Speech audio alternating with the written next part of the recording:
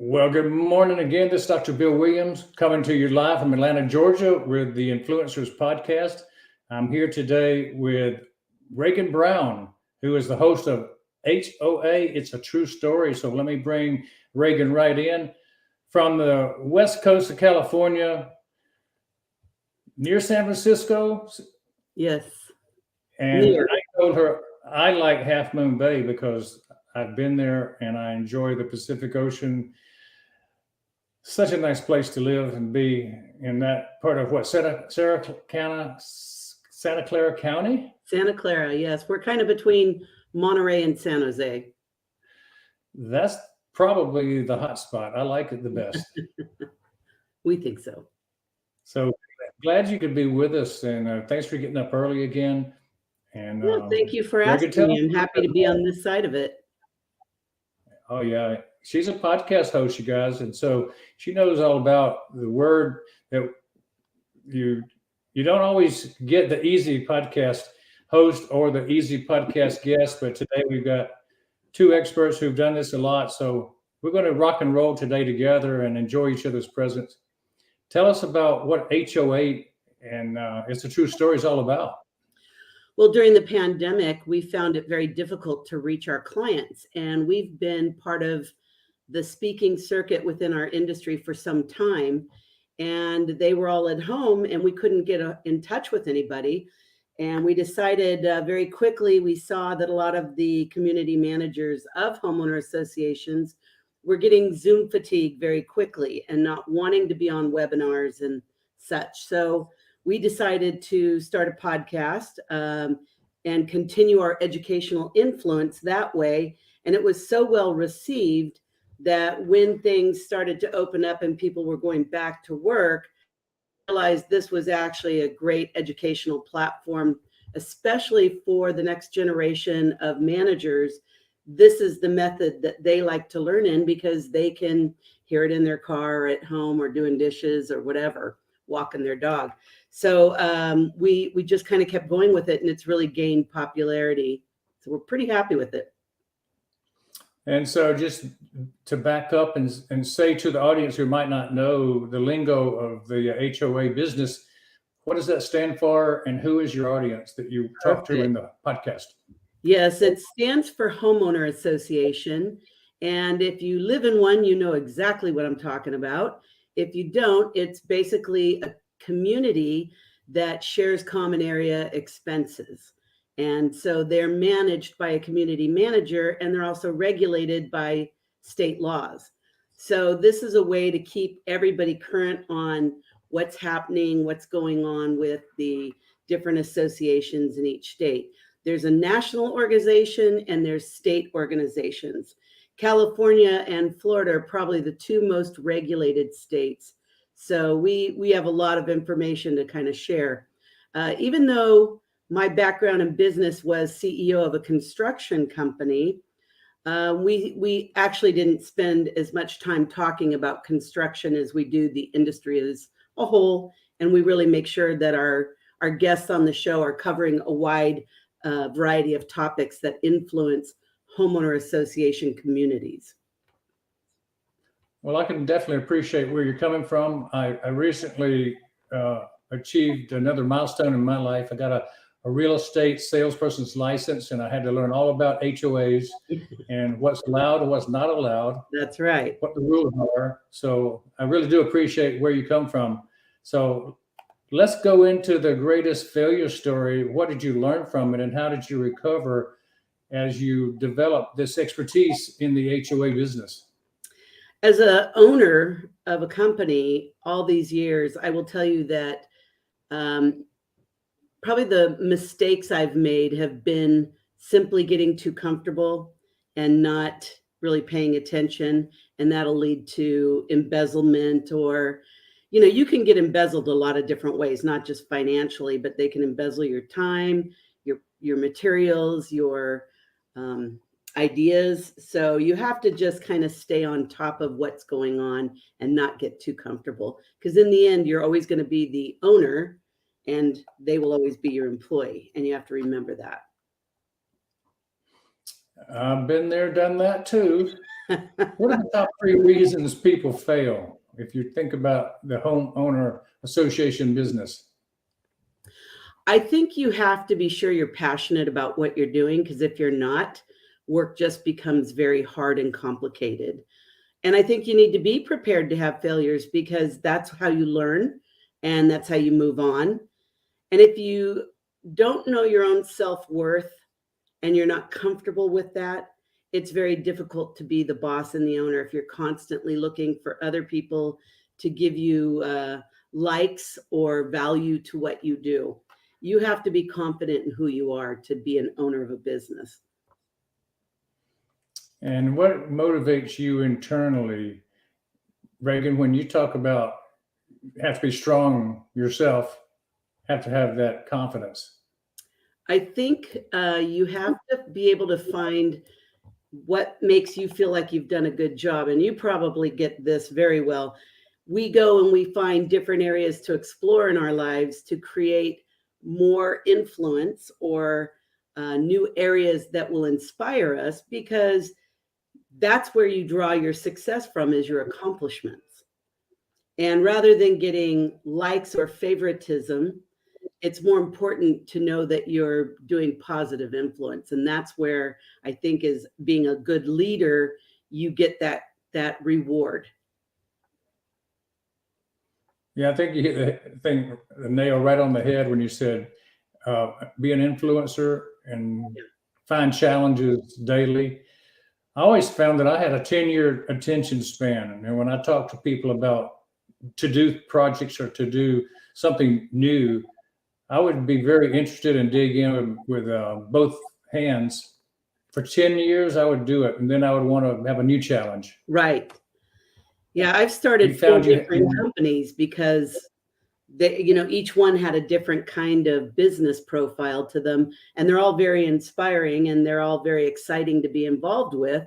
And once you launch them, you kind of go on and start something else. So, creating inspiration in others and letting them take over and keep running with it, that's the way to go. For me, it was. Yeah, I think I can agree with that. We both are of the same DNA on that. Yeah. Tell me about the HOA business, your company motto. Oh boy, our company motto is to probably provide quality value and service for a good value.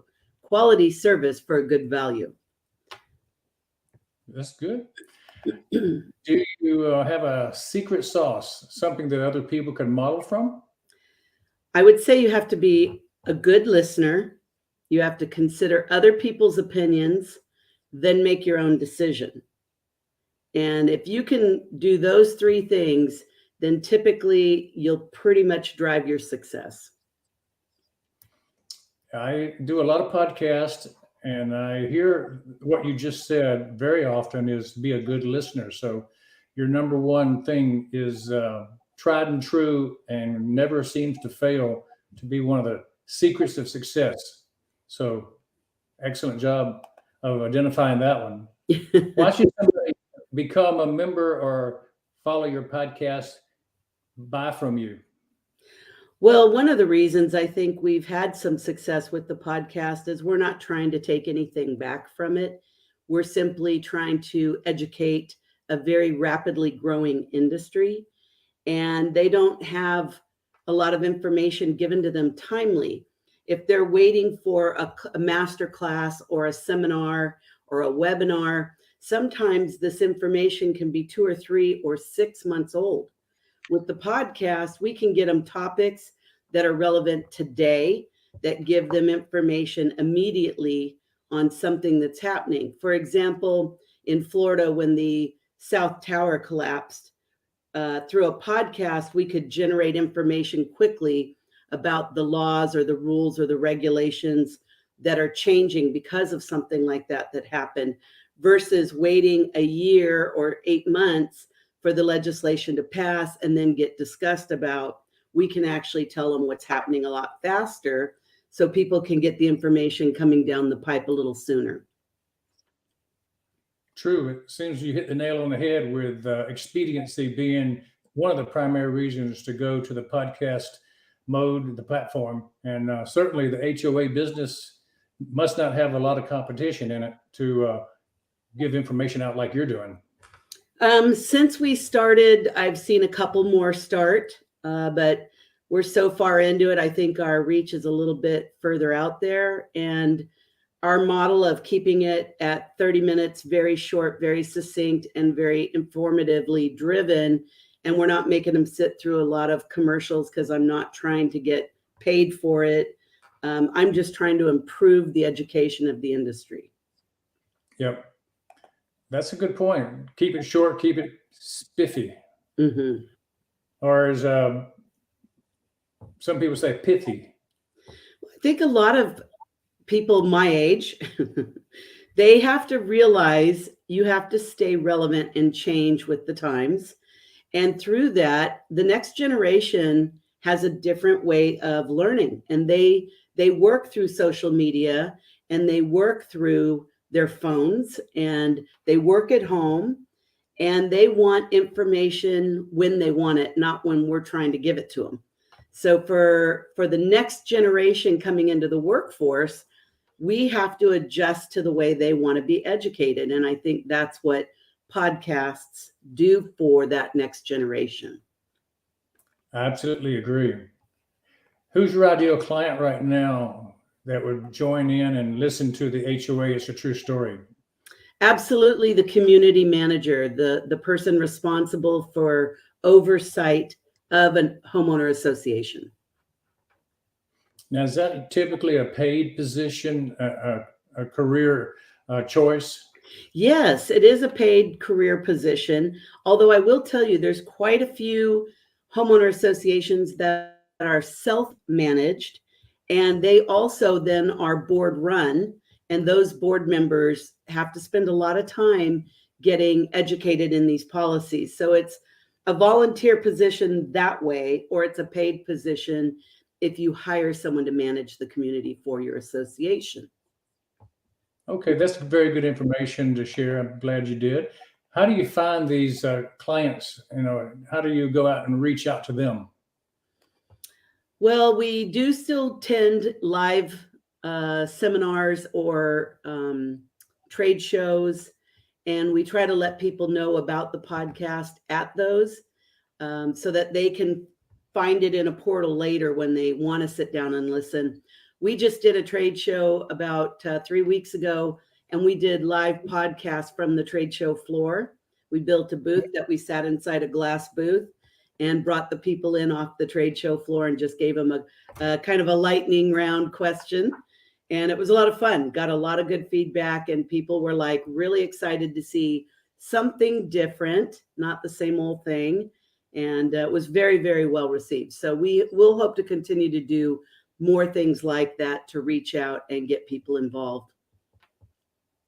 So do you have any well-defined product? Are you totally a free service? What is your actual, besides having a podcast, is there any other offering? Yeah, well, we're actually a construction company that specializes in homeowner association, reconstruction, and repairs. Oftentimes, an association might be involved in litigation with their original builder. They're having construction defects. We support the legal aspect of that as well, providing inspections for that part of it if they're going through a litigation. And then we also provide services that support state litigation inspections like SB 326, where they have to have the balconies inspected here. And it's called also known as the Berkeley balcony law. We had a balcony collapse a few years back that killed 7 young kids from college. And out of that came this legislative change. And so now they all have to be inspected. So we support that kind of work too. We're pretty much solely working for HOAs or apartment or multi-tenant type housing. Excellent. Well, that was very important, critical legislation. And Very. the fact that you could explain it to people and give them an opportunity to know why you exist, and the fact that you have a construction company and legal aid this is very valuable, and I'm sure it helps you crush your competition when you have the podcast on the subject. Yeah, I would say it has made a difference in that part of it because our name recognition is a little bit more out there. And the other thing I think is the people we bring onto the show have an opportunity to share that they may not always be able to get their voice out. So that's been really good. We've had managers and vendors and legislators and presidents on. So it does help, I think, really give information all the way around. Very good. Well, I enjoy hearing this. It's a lot of news to me, and I'm sure our audience is learning a lot about the HOA business and what are the issues and what are the conditions. What about the top 3 online platforms that you and your company rely on to do podcast and get the information out? Probably our big 3 would be LinkedIn, Instagram, and Facebook. We don't have a YouTube channel because I don't typically do live camera feed. Ours is audio only. And, but I'm sure somewhere in the future we'll be seeing something on YouTube as well. Excellent. So tell me about which of those is the most valuable. Is it LinkedIn or Facebook? Yeah. Or probably LinkedIn and Facebook generate the most. I know that a lot of people have kind of gone to TikTok and Instagram, but we see that Instagram's driven more by their personal photos and stuff. They don't want to be as engaged with business. And therefore, LinkedIn drives the business aspect probably the best. yeah, you're definitely B2B. Yes. Tell me about delivering the 5-star client experience. What do you guys do that is so significant? We like to call it the Disneyland effect. We try to kind of keep, when we're in construction, things very screened and clean so that it doesn't impact the homeowners. Because keep in mind, we're doing construction both in your home and outside your home. And that's very disruptive. It's very dirty and loud. And so by creating our, quote, Disneyland effect, it does give it a little bit more palatable experience for them to go through. And in some cases, it can be very dramatic. We've had buildings that were sinking into the San Francisco Bay that we do, jack up as much as 23 inches.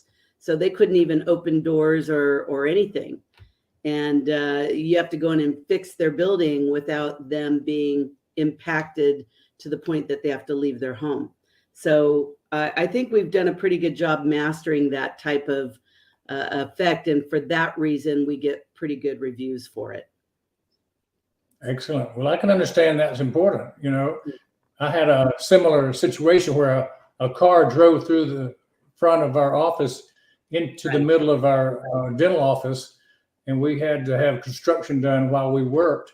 For 3 months, we were hearing the construction going on while we were doing our dentistry in the next room. Oh my God. And they kept it clean. They kept it walled off with the proper barriers. And what a job they did. And I know if you can construct something in the middle of work and in a living condition, it's very valuable. Yes. And then that happens to create what? Nothing but great brand ambassadors. Right. What do you do to convert your clients in a similar way? I think that when you really do a deep dive into homeowner association, it's actually a very small community of people that are working as vendors and service providers. It's not very large in the big scheme of how big HOAs are. So from that perspective, most of the people that we work for in our marketplace know who we are, and we're able to get them through word of mouth, or they may own in multiple buildings even.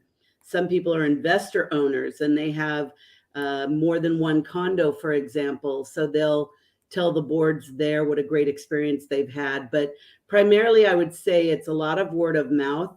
One of the things that I don't see having much value is like Yelp reviews. I hate to put that Yelp on blast there, but it seems like people don't pay as much attention to that because there was a lot of misguided writings and some of that at the beginning. And so I think, it has a place for sure, but I think more people do word of mouth than they do some of those print type things. I have to agree with you. There are a lot of people who don't like that particular rating service. So it's not one that most people go to these days. Right. Yeah. And I think if someone writes a review right on your website or right on your Google account, then that's actually speaks a little louder. Or if they just tell somebody else about you. Yep. Word of mouth, so valuable. Well, tell me, Regan, what are you grateful for today? My health, absolutely, and my family. Yeah, the two most important things you need to have. Yes. Money doesn't matter near as much as health, and family is more important than others. Absolutely. Truly. How do you actually start every day? A workout and coffee. And I think workout, when I say that, it's not just a physical activity, although that's a big part of it, but you have to give yourself a few minutes to be grateful and be mindful and thoughtful about what you're doing that day and who's in your day. And it does a couple things. Is it prepares you better when you exercise, but it also puts your mind into a better space and gives you a clear thinking process so you don't carry baggage into your work. And I think that's a good way to start every day. I like it. So if you have challenges in your life that life throws at you, how do you overcome them? Usually, I was told by a grief counselor once that if you can just sit with your problems, acknowledge them, work through them, and then overcome them, you'll move through them quicker. And most of the stuff we get very upset or excited over is really not that big of a thing when you look at it in the greater scheme of things. So if it's a challenge, you just try to figure out what you're learning from that event and move forward. Looking back doesn't serve very well unless you're learning from it. Yeah, that's a good lead into the next question. What advice would you give to you as a 20-year-old self when you're looking back at your life? Be a good listener, consider other people's opinions and feelings, and make your own decisions. 3 good ideas. What about a living mentor? Do you follow someone, and what is the impact they have? Oh, probably the greatest mentor in my life was one of my college professors. She really was the person that taught me that I could do and be anything I wanted. And I stuck with her words. And when I have failed, I just kind of remember that we can still be whoever we want and leave an impact however we want. It's up to us. And she's still writing books and counseling in Florida somewhere. And I actually had her on my podcast. And it's great that I still can be in touch with her. Oh, that's wonderful. You can still do that. Mm. It's always good when your mentor is still around to bounce ideas off of. What about being impactful? How is that important to you now? Well, I think it's the reason we're here, right? Is to leave an impact on others and make a difference and try to improve the situation that of the whatever industry you work within. And I think that's really in the end what we're trying to do is just leave things a little bit better than we got them. I can identify with that. Being a dentist for 46 years, I wasn't satisfied just to learn and do and practice. I wanted to share what worked with others, and you seem to be doing the same thing. Yes. You've had success and you're willing to share. You want to give away the expertise. Mm-hmm. So tell me about when it's all said and done, what do you want to be remembered for?